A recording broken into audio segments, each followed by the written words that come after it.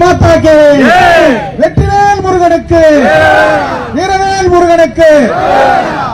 இந்த மாபெரும் கண்டன ஆர்ப்பாட்டத்தினுடைய தலைவராக இங்கு வீட்டிருக்கக்கூடிய இந்து முன்னணி பேரியக்கத்தினுடைய தலைவரும் இந்துக்களின் காவலருமாக விளங்கி கொண்டிருக்கின்ற நம்முடைய அண்ணன் காடேஸ்வரா சுப்பிரமணியன் ஜி அவர்களே, இந்த நிகழ்விலே கலந்து கொண்டிருக்கின்ற முன்னிலை வகித்துக் கொண்டிருக்கின்ற அண்ணன் தாமுஜி அவர்களே, மாரா கிருஷ்ணமூர்த்தி அவர்களே, அதே போல இந்த நிகழ்ச்சிக்கு ஏற்பாடு செய்து சிறப்பான ஏற்பாடுகளை செய்திருக்கிற இந்து முன்னணியுடைய கிழக்கு மாவட்டத்தினுடைய செயலாளர் பிரசாந்த் அவர்களே, இந்த நிகழ்வில் கலந்து கொள்வதற்காக சென்னையிலிருந்து இங்கு வந்திருக்கக்கூடிய நம்முடைய பாரதிய ஜனதா கட்சியினுடைய மாநில செயலாளரும் நம்முடைய இந்து இயக்கங்களின் இந்துக்களினுடைய உணர்வுகளை நீங்கள் அனைத்து டிவி நிகழ்ச்சிகளிலுமே ஆணித்தரமாக எடுத்து வைக்கக்கூடிய மரியாதைக்குரிய சகோதரர் சூர்யாஜி அவர்களே, அதே போல இந்த நிகழ்விலே கலந்து கொண்டிருக்கின்ற காவி சொந்தங்களே, பாரதிய ஜனதா கட்சியினுடைய தோழர்களே, இந்து முன்னணியினுடைய தோழர்களே,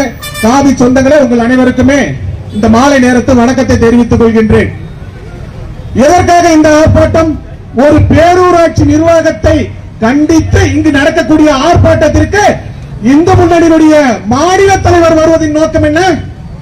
அப்பொழுது என்றால் இந்த நிகழ்வு எவ்வளவு ஒரு சீரியஸான நிகழ்வு என்று நீங்கள் புரிந்து கொள்ள வேண்டும். இதற்கு ஒரே ஒரு உதாரணம். நேற்றுக்கு இன்னைக்கு ஆர்ப்பாட்டம் நடக்குதுங்க.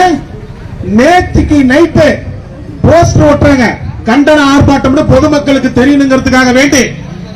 முந்தா நாள் நைட்டு அந்த போஸ்டர் ஒட்டத தடுத்து நிறுத்துறவர் யாருக்கு தெரியுதுங்களா? இந்த பெத்தநாயக்கம்பாளையத்தினுடைய தாசில்தார் அவர்கள் போய் தடுத்து நிறுத்துறாருங்க. எங்கேயாவது இதுவரைக்கும் இருக்கக்கூடிய அரசியல் கட்சி, எந்த அரசியல் கட்சி, டிவிகேவிலிருந்து அத்தனை அரசியல் கட்சியும் போஸ்ட் ஓட்டான். என்னைக்கு தாசில்தார் வந்து இதை தடுத்து நிறுத்தது? என்னைக்கு சொல்லுங்க, இதற்கெல்லாம் பதில் சொல்லணும். அதே மாதிரி நேற்றுக்கு காலையில ரெண்டு பிளெக்ஸ் பேனர் மாநில தலைவர் வராரு. நாம என்ன பண்ணோம்? அவருக்கு வரவேற்பு தெரிவிக்கிறோமோ மக்களுக்கு தெரிவிக்கணும். 2 பிளெக்ஸ் வச்சிருக்காங்க. இந்த ஏத்தாப்பூர் காவல் நிலையத்தினுடைய இங்க காவல்ல இருக்கக்கூடிய அதிகாரிகள் இந்த பிளெக்ஸ் எடுக்குன்னு சொல்றாங்க. இந்த பிளெக்ஸ் எங்க இருக்குது பாருங்க, இந்த செவுத்தோரமா நமக்கு பின்னாடி தான் இருக்குது. இது பொதுமக்களுக்கு இடையூறான பிளெக்ஸா? இது 2 போலீஸ் இங்கே வந்து உட்கார்ந்துட்டாங்க. நான் காவல்துறை துணை கண்காணிப்பாளரிடம் போன் செய்து பேசுறேன். ஏங்க, நீங்க சேலத்துல இருந்து தலைவாசல் இருக்கக்கூடிய மெயின் ரோட்ல எத்தனை பிளெக்ஸ் இருக்குது, ஏன் எடுக்கல? இந்த 2 பிளஸ் கண்ணுக்கு தெரியாம இருக்குது, இது உங்க கண்ணுக்கு தெரியலன்னு கேட்டோம். அதுக்கப்புறம் அவங்க என்ன பண்ணிட்டாங்க தெரியுங்களா? போலீஸ் கிட்ட உள்ள நேரா நகா கிட்ட கூப்பிட்டு சொல்லிட்டாங்க, பீடி கிட்ட, ப்ராஜெக்ட் டைரக்டர் பேசுறாங்க. உங்க ஹைவேல இங்க பாருங்க 2 பிளெக்ஸ் வச்சிருக்காங்க, போய் எடுங்கன்னு. இதையும் இந்த மேனேஜர் என்ன பண்றாங்க, டோல்கேட் மேனேஜர் ஒரு வாகனத்தை கொடுத்து 3 பேர் வந்து இந்த பிளெக்ஸ் கடையில் உட்காந்துட்டாங்க நேற்றுக்கு மதியானம் 3 மணிக்கு. அதன் பிறகு இந்த 2 பிளெக்ஸுக்கு நாங்க போஸ்டுக்கும் பிளெக்ஸுக்கும் நேற்று 2 நாள் பட்ட பாடு கொஞ்சம் நெஞ்சல. அதுக்கப்புறம் பீடி கிட்ட பேசி, மேனேஜர் கிட்ட பேசி, இந்த ஏரியாவில் எங்கேயுமே இருக்கக்கூடாது, அப்படி எடுத்தா தான் எடுப்புன்னு சொன்ன வாட்டி அமைதி ஆயிட்டாங்க. இந்த ஒரு பிளெக்ஸையும் பேனரையும் வைக்கிறதுக்கு இங்க இருக்கக்கூடிய நிர்வாகத்திற்கு துணையா போலீஸ் போகுது, வருவாய்த்துறை போகுது, நேஷனல் ஹைவே கிட்ட பிரஷர் கொடுத்து இந்த வேலையை செய்ய சொல்றாங்க.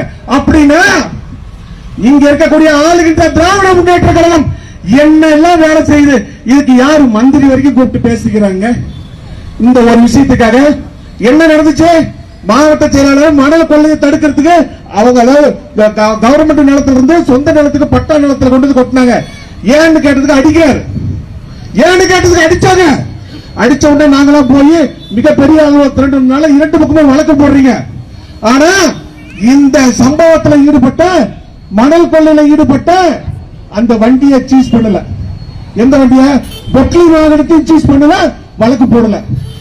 டிப்பர் லாரி மேலையும் நீங்க என்ன பண்ணல, வழக்கு போடல. அதுவும் செய்யல. இங்க யாருக்காக அரசாங்கம், இங்க இருக்கக்கூடிய நிர்வாகம் யாருக்காக செயல்படுது? யாருக்காக செயல்படுது? திமுக காரர்களுக்காக தான் செயல்படுது. இத காவல்துறை அதிகாரிகள்ட்ட கேட்டோம். ஆட்சி மாறும், காட்சி மாறும். ஓரமும் ஒரு நாள் வண்டியில ஏறும், வண்டியும் ஒரு நாள் ஓரத்தில் ஏறும். ஆனா அதிகாரி நீதான். 2026 அண்ணா திமுக பாஜக கூட்டணி ஆட்சிக்கு வந்தோடனே இங்க நீங்க பண்ணக்கூடிய அராஜகத்திற்கு முற்றுப்புள்ளி வைக்கிறமா இல்லைன்னு பாருங்க, வைக்கிறமா இல்லைன்னு பாருங்க. இங்க இருக்கக்கூடிய இங்க இருக்கக்கூடிய இந்த பேரூராட்சி தலைவர் எப்படி பேரூராட்சி தலைவர் ஆனாரு? இந்த அன்பழகன் எப்படி பேரூராட்சி தலைவர் ஆனாரு? யார கால பிடிச்சு ஆனாரு? அதுக்கு யாரு துணையா இருந்தா? எங்க கிட்ட நீங்க மோதி பாக்குறீங்க இல்லையா? உங்களுக்கு உண்டான அத்தனை பதிலடிகளையும் நாங்க எங்க இந்து இயக்கங்கள் சார்பா, எங்கள் தலைவர்கள் சார்பா உங்களுக்கு நாங்க கொடுத்தே தீர்வோம் அப்படின்னு சொல்லிக்கிட்டு இனி வருங்காலத்துல அதே மாதிரி ஆத்தூர்ல ஒரு நிர்வாகி நம்முடைய நிர்வாகி மேல கை வச்சுட்டாங்க. அந்த அடிச்சாலே திமுக காரன் காலில் விழுந்து மன்னிப்பு கேட்கிற வரைக்கும் நாங்க விடல. இருக்கக்கூடிய அத்தனை பேருக்கு தெரியும். காலில் விழுந்து மன்னிப்பு கேட்டாங்க. அது சாதாரணமான ஆளுங்க, ஒரு மிகப்பெரிய ஆளு.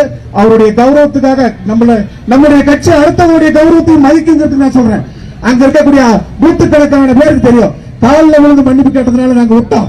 ஆனால் பாரதிய ஜனதா கட்சி இங்க இருக்கக்கூடிய இந்து இயக்கங்களின் மீது எவர் ஒருவரை கை வச்சீங்கனாலும் உங்களை ஓட விரட்டாமல் விடமாட்டோம் என்று கேட்டுக்கொண்டு வாய்ப்புக்கு நன்றி பாராட்டி விடுவீர்கள். நன்றி, வணக்கம். பாரத் மாதா கி. அடுத்த கண்ணுரையாக டாக்டர் எஸ்.ஜி. சூர்யா பிஜேபி மாநில செயலாளர் அவர்கள் இப்பொழுது அடுத்தபடியாக இந்து முன்னணியின் மாநில செயலாளர்கள் தாம்பூர் ஜி வெங்கடேசன் ஜி அவர்கள் உரையாற்ற இருக்கிறார்.